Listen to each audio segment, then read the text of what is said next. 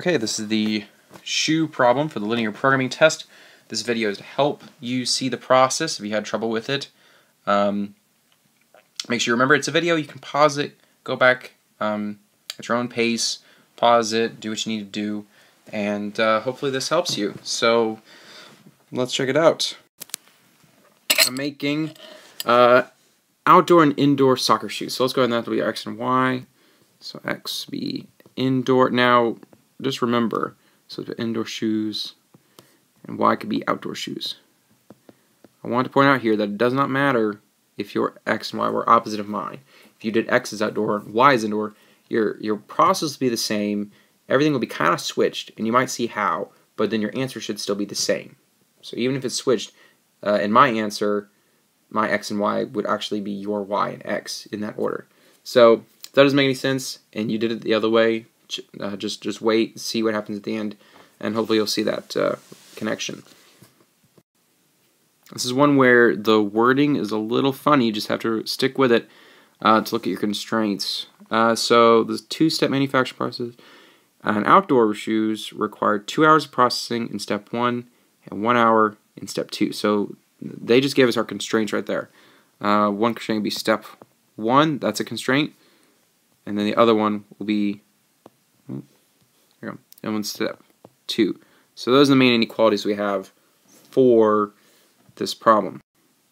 So look closely for step 1. Let's look at indoor. So find where it says step 1 for indoor shoes. Let's see, indoor shoes require 1 hour. So step 1, that's 1x right here. Plus now let's look at the step 1 for the outdoor shoes. So outdoor shoes, 2 hours in step 1. Alright, so x plus 2y is less than or equal to how much time do we have in step 1? Look at the problem. Let's see, 40 hours available for step 1. So 2x plus 1x plus 2y must be less than or equal to 40. Alright, now let's go look at step 2. Specifically, step 2 indoor. Look for that. Step 2 indoor. So it's indoor shoes, 3 hours in step 2. So that for me will be 3x. And then outdoor shoes, 1 hour in step 2. I'm just looking at the problem. So plus 1y is less than or equal to how much time do I have for step 2? That's 60 hours available for step 2. There. Okay, so any other inequalities for this problem? Just go back and check. Yep, right here. At least 3 pairs of outdoor. Let's write that one first. Outdoor is my y, so that means I need at least 3y. So y must be greater than or equal to 3. Go back up. Do I have one for x? At least 4 pairs of indoor shoes. That's my x, so x needs to be greater than or equal to 4. Cool, so there are 4 inequalities. Let's go ahead and solve these ones for y, and I'll get some colors here. So this one, move the x to the other side, divide everything by 2. Y is less than or equal to, let's see, 20 minus 1/2 x. Let's do this one in blue here. So all I gotta do is move the 3x to the right side here. And that's it. No dividing on that one. So let's go ahead and do the next step here and graph them. Okay, for drawing out your axes, this is when it helps to put it in the calculator just to see where your window might need to be. So, for example, you know you're going to have to go up to 60 with this graph. So I'm using this as the 10s right here. So this is 10, 20, 30, 40. So up here is 60. And then look at your y, look at your x-axis, see when you might need to hit the x-axis. I'm using the same here, 10, 20, so 30, 40. Let's see, I'll go ahead and graph this blue one first. I'm just looking at the graph here, make sure it crosses here at 20, but it has a slope of -3, so that really it's down 3. It's going to go down, let's see, down through 1, 2, 3 over 1, and then that puts us right here at 20. So I'll draw this line. Now please make sure you're doing this on the graphing paper. This is a very inaccurate graph I'm using here, but again, that's why you got to do in the graphing paper, see where the intersection points are. Let's graph the red line. So start at 20. And then it says down 1 over 2. So down 1 over 2. be about right here. Same thing, down 1 over 2. Graph that line. Okay. Now we're going to need the intersection point, so I'm going to go ahead and highlight what that intersection point is. And that is 1612. So I'm going to go ahead and put that in there. Now don't forget, we got these other two inequalities over here. So I'm going to graph those real quick. So let's see, this one here is going to be green, so go up to 3. Now, I'm not putting the shading in, but we know it's going to be above that line, because y is greater than that. And then for the other point, we'll use this color here. So find x is greater than or equal to 4, so 4 about right here. Now on the paper that you use, again, make sure you can actually see where these are, just because I'm just giving you the guide here. Double checking the calculator as well, see where all the intersection points are. Let's list those out now. At this point, I'm also going to show you the shading. So let me zoom in on this graph. Let's see, highlight all my intersection points. Here's one. Here's one. Here's where I got those 1612. This one here, and I'm going to write out what those points are. Okay, so just save some time, I went ahead and filled in all the points of intersection. And if we want to get the shading in here, it's going to be this box in here. Well, it's not really a box, but that's the shaded region for this problem. Okay, 1, 2, 3, 4 intersection points. So let's list those out. So I'm going to move down here. So there are my intersection points written out, and I'm going to plug each one into the objective or profit function. Let's go back up. Okay, it says $20. Oh, outdoor makes $20. So for me, that's 20y. And then indoor makes 15 per pair, so that'd be 15x. So I'm going to switch it around, right? 15x plus 20y. So I'm just sticking with the problem. I'm just writing it because I always like the x and then the y, and you'll see why in a second. So we got 15x plus 20y. There we go. 15x plus 20y equals p. We're going to plug each of these points in. Okay, so that's what that looks like. I'm going to plug each of these in the calculator just as you see. Now, it's nice to write it this way. You see the 15s line up, the 20s line up. All that you're changing for each point, you're plugging in the x and the y. See how there's an x and a y up here? Each point has an x and a y. So 4 goes here for x, 3 goes in for the y right there. Find out which profit is. Plug in each of these calculators, see which one gets the most money. So once you plug each of those into the calculator, you see there are the outcomes. Which one is the most? Right here. That's 16 x's and 12 y's. So if you were doing this problem with opposite, switching the indoor and outdoor shoes, you would have 15 times 12 and 20 times, well no, you'd still have this, sorry. You'd have the x and the y switched though. So you'd have 12 is your x, 16 is your y. But you'll still get the same answer, 480. So the last thing we have to do, we're not quite done. We have to write down formally what our x and y's or what our full answer is. So that's what I did here. Make 16 indoor shoes and 12 outdoor shoes for a max profit of $480. That's the final answer. Make sure that you do not leave this part out. And let's make sure we addressed everything it says. Objective one was max profit. Graph 3. Yep, got A, B, and C. All our work right here. So remember, this is a video. You can go back and pause any part of it. Please remember to turn to Twitter as well for questions that you have. You can get a much quicker response, and you can get response from other students as well that might be a little more helpful. I hope this video was helpful. Thanks.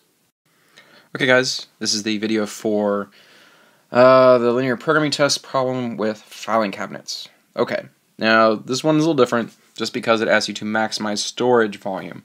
That's only going to change one little thing. We're still maximizing something.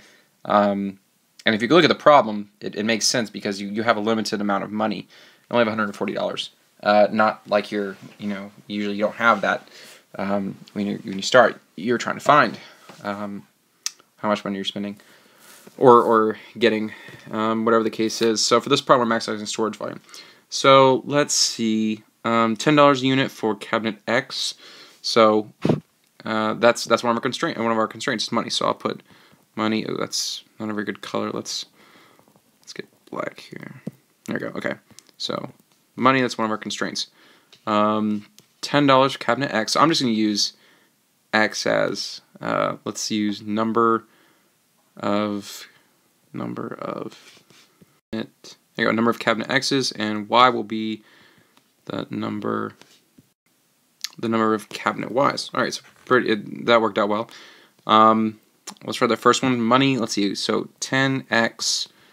That's $10 a unit plus 20. It says up here $20 for a cabinet y. So plus 20y must be less than or equal to $140.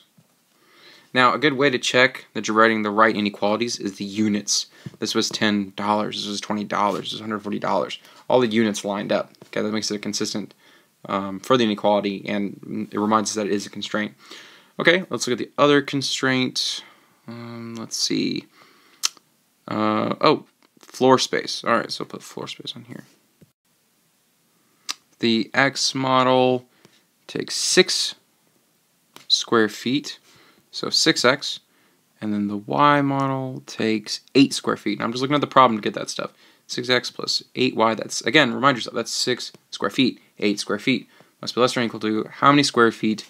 This is no more than 72, so 72 square feet. All my units match up. All right. I'm going to go ahead and write the equation for how much volume these two have. We won't use it until part C, but I'm going to write it down anyways here.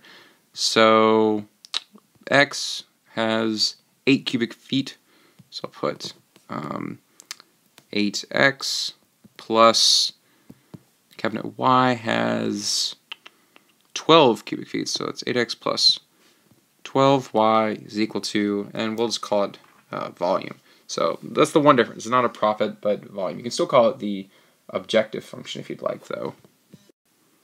Okay, so the next thing us to do is graph it. I'm going to draw the axes here. Now, you know, I'm not the neatest person when it comes to drawing stuff. I definitely recommend you use graph paper for this, and double check things on a calculator if you'd like.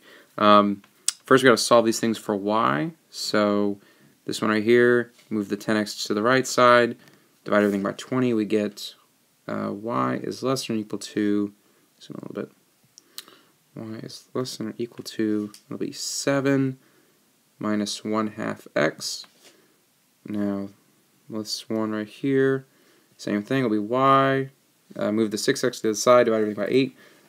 Y is less than or equal to 9 minus 3/4 x. It's easy to leave things as fractions for graphing by hand. So let's do that now. Let's use red. Okay, so this first one here, this will be the red one in red. 1, 2, 3, 4, 5, 6, 7. Start at 7, go down 1 over 2, down 1 over 2. Let's see, 1, 2, 3, 4, 5, 6, 7, 8, 9, 10, 11, 12, 13, 14. So this one's going all the way down to here, actually. And I'm just going to draw as straight as I can. That's, it was okay. And then the other graph, this will be blue. Go up to 9, so 7, 8, 9. Down 3 over 4, so 1, 2, 3. 1, 2, 3, 4. And it should go to 12 right here. Draw that line. Okay, so these guys intersect at 8, 3. So let me, and I did that by using graph paper and looking at, that's not very good, 8. I did that by using graph paper and looking at where they cross. Now my drawing on here may not be that accurate, but that's why I use graph paper. And so our shaded region then is, since it was less than or equal to, it's going to be down here. Let me try to shade this in. Okay. Now we want all of the intersection points on this region. Well, that includes this guy right here and this guy right here, as well as the A3 we already have. So this one over here is 12, 0. This one over here is 0, 7. So here are 3 points that we're going to plug into the objective function. So let's do that right here. I'm going to rewrite these out real quick. So there are 3 points. Go back. What is the objective function? Go back to our problem. Right here. 8x plus 12y equals v. Oh, gosh. Sorry. 8x plus 12y equals v. I'm going to plug in each of these points. So here's what it looks like before you plug in everything. Notice this is how you would just set it up algebraically. Keeps it nice and straight, and you can see the 8s and 12s line up that way. Now just go into calculator, see what each one of these gives you for the volume.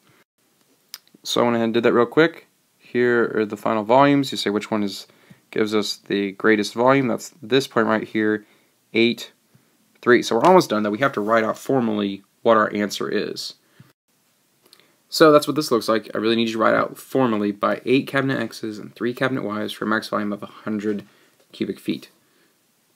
And let's go back and make sure we address everything we need to. Write the objective function. What is the maximum profit for this function? Like I said, for this problem, it was actually your maximum volume. Alright, so that is everything. There's all of our work that we did.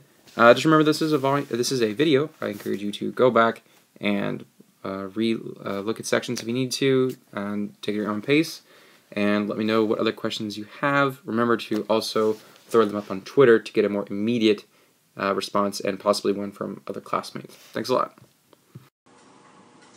Okay, so this is the linear programming test video for the parking lot problem.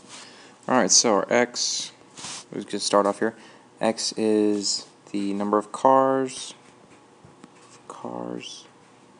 and y is the number of buses.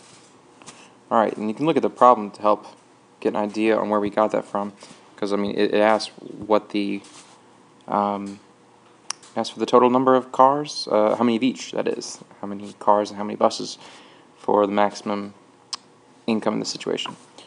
Okay, so with that, let's real quick. I always like writing the objective function first, just because it's usually the easiest to pick out. $3 for a car, $8 for a bus.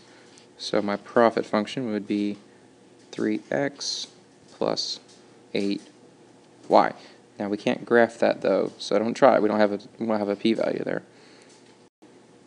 So now let's look at the inequalities that we need to write for part A. Oops. Okay, there we go. Let's see, it says car requires 6 square meters of space and a bus requires 30 square meters of space. So our constraints then, our first one's going to be, say, space. Okay. So space, let's see, 6 for a car plus 30 for the y. Okay, now let's look back at the question. How many square meters do we have? Oh, that's like the first thing given to us. 600. So 6x plus 30y must be less than or equal to 600. Okay, for our second constraint, this one's a little more tricky, but at the same time it's actually quite simple. I'm going to move the screen a little bit here. Okay, so space was one constraint. The other constraint was just how many cars. It says no more than 60 vehicles. Well, x is the number of... Actually, let me erase that. There we go. Let me first call what this constraint is.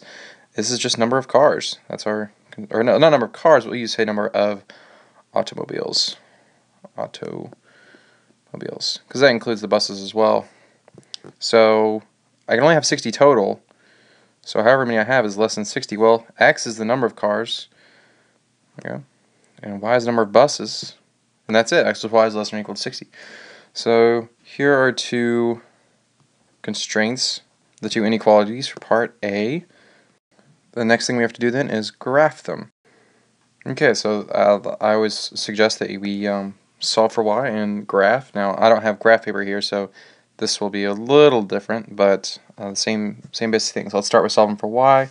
Up here, subtract the 6x over to the other side, so we now have 30y is less than or equal to 600 minus, well, 600 minus 6x.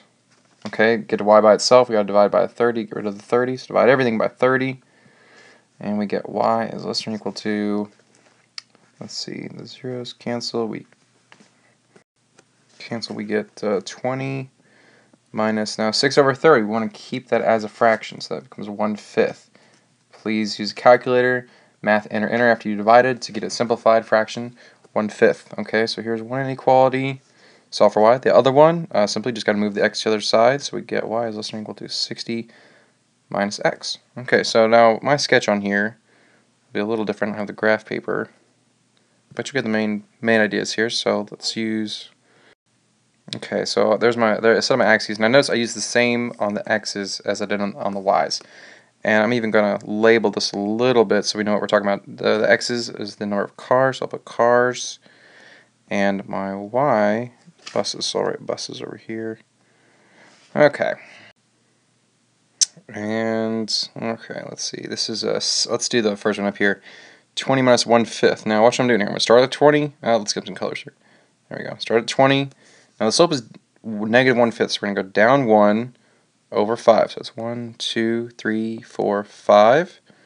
So there's a point. Now I'm going to erase this line here. We don't really need to say that. I just want to show you where I got it from. So 1, 2, 3, 4, 5. And I'm going to do that again. Let's go down 1, 1, 2, 3, 4, 5.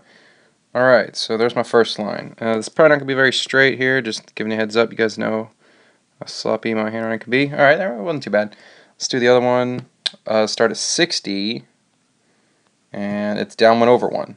So what I'm going to do instead, I know that then the x-intercept will be 60.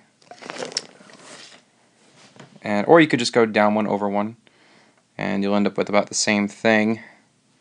I'm just going to draw a line right there. Now, if you're doing this by hand on the graph paper, that's really what's important. You'll see that they cross right here. And so that'll be one of our intersection points that we talk about for the optimum combination here. So that is the point 50, 10. And if you're doing it on graph paper by your hand, you're going to see that. Just make sure your lines are straight. Or if you use a graphing calculator, you can use the intersect key, the second trace intersect function to find the combination that way too. Okay, so the only last thing to do is we got the intersection points. There's that. Well, actually, let's finish our shading. The shading would be below these lines. So right here, below the red line and below the blue line, that's where we have the kind of intersection of these two shading, which we didn't do, but that's what we've done a lot of in class. We usually just wait and then shade at the end. And so all the points of intersection are the ones we want. So it's right here, right here, right here. So I'm going to write those points out. There we go. So that is 0, 20. I've already got 50, 10. And now I've got the point 60, 0. So these 3 points are the ones we're going to plug into the profit function, see which one gets me the most money, the biggest income really. So I'm going to go back up. What was our profit function? 3x plus 8y. Here we go. So, oops. I'm going to write it back down here. 3x plus 8y equals p. So we're going to plug each of these points in. Here we go. Okay, so there's our setup. I took each of these points and plugged it in to the profit function. So 0, 20, for example. Here's 0, 20, 5, 10, 50, 10. There's a 50, there's a 10, 60, 0. All the points, we're going to plug them in, see how much each one is. We want the most profit for this problem. So you just put all these in the calculator. Here are your answers right here. Which ones gets, and you just say which one gets us the most. Looks like 230, and that was the point 50, 10. So I'm going to box that in. Now we're not quite done. The last thing we have to do, we've done all this problem right here. The last thing we have to do now is actually say what our answer is. So for just write it out formally. And actually, you know what? I think I'm going to type this part because you guys know my handwriting is. Okay, so let me move this down. Okay, so the last part you say for the, let's say, maximum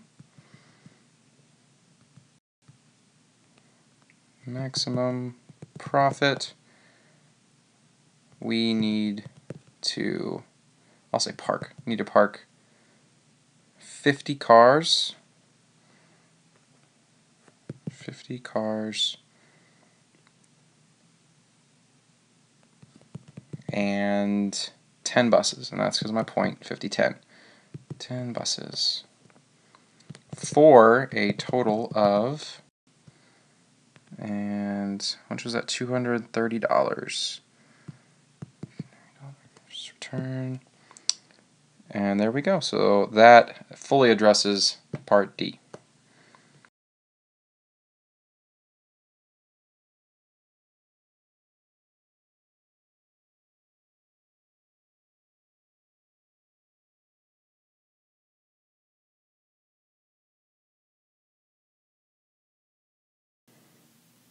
Okay guys, this is the linear programming test question with nuts and bolts. So this is to help you to go over the problem and answer any questions you may have. So please watch it, and remember that you can pause it at any time, go back and rewatch certain parts of it. Just take advantage of the fact that you can pause it and go at your own pace.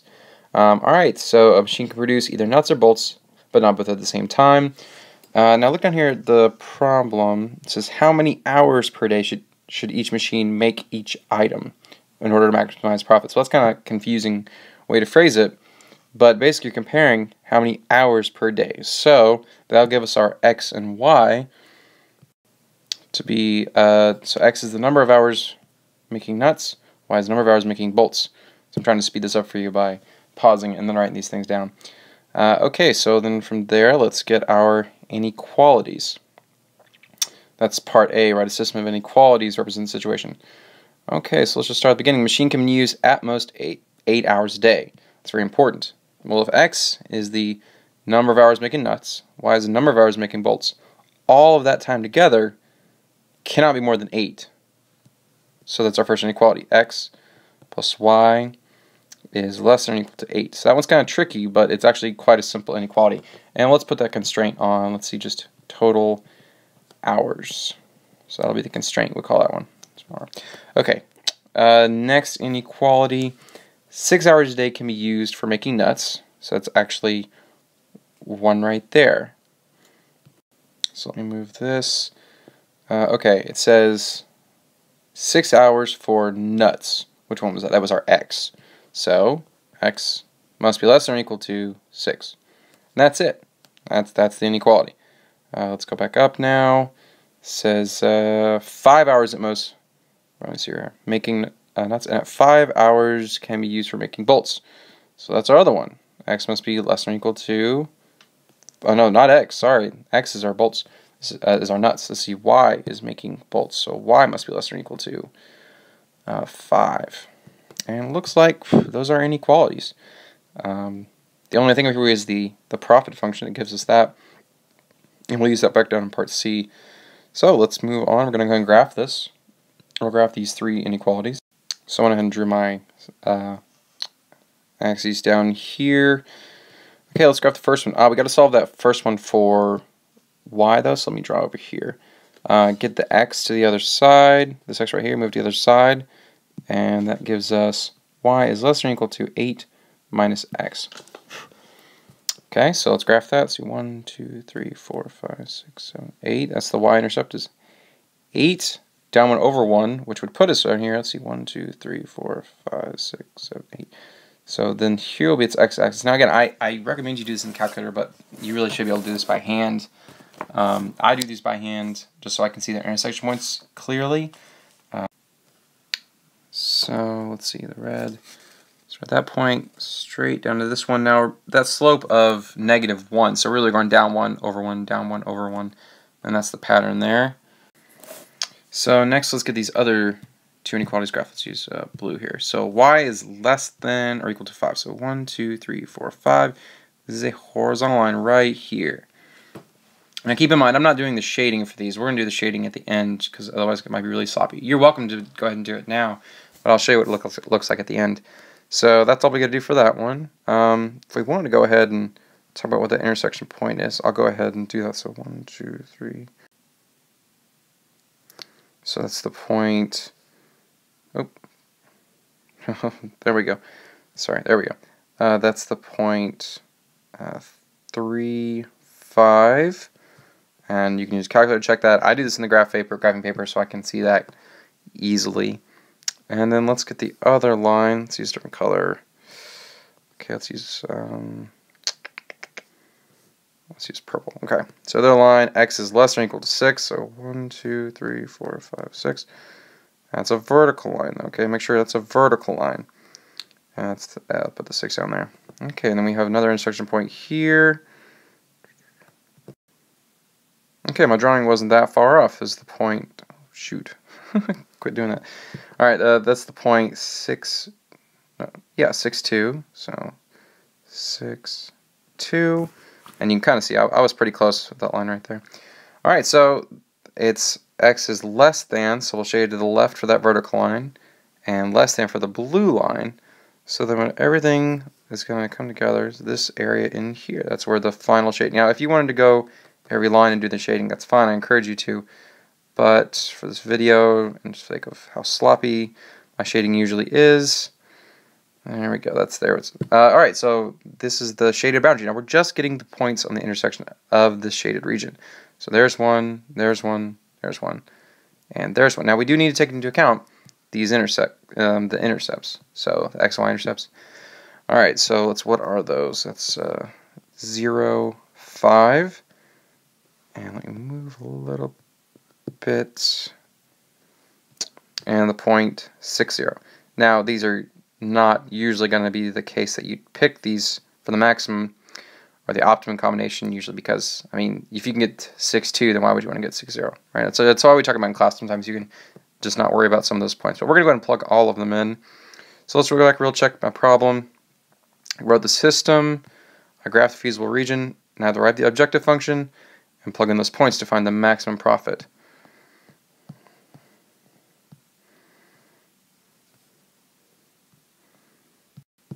So now that I've got those points, I'm going to write them all out here. Let me give myself some space. Okay, let's write them all out. 0, 5, 6, 0, 3, 5, and 6, 2. What is our profit function? Let's go back to the problem. $2 profit for each hour the machine makes nuts. So that's 2x. I'll write it back down here. Okay, 2x.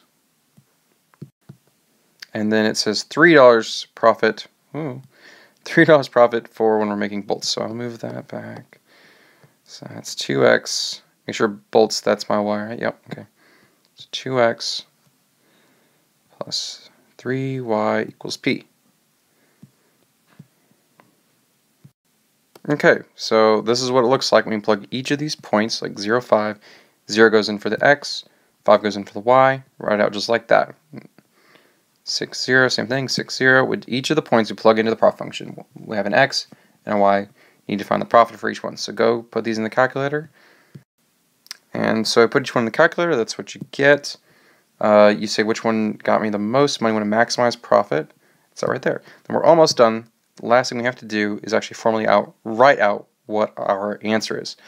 So we're going to put this here. No, actually move over here. So our final answer is 3 hours making nuts and 5 hours making bolts for an income or profit of 21 bucks. So you make sure that you don't forget to actually write out this formal answer here and kind of box that up. Okay, so that's how we do this problem. Please remember that you can pause it and rewind and go back and look at any other parts. Please come to me with any questions, or make sure you utilize Twitter for any questions you have if you're not in class right now or not in the building. Thanks a lot. Hope this was helpful.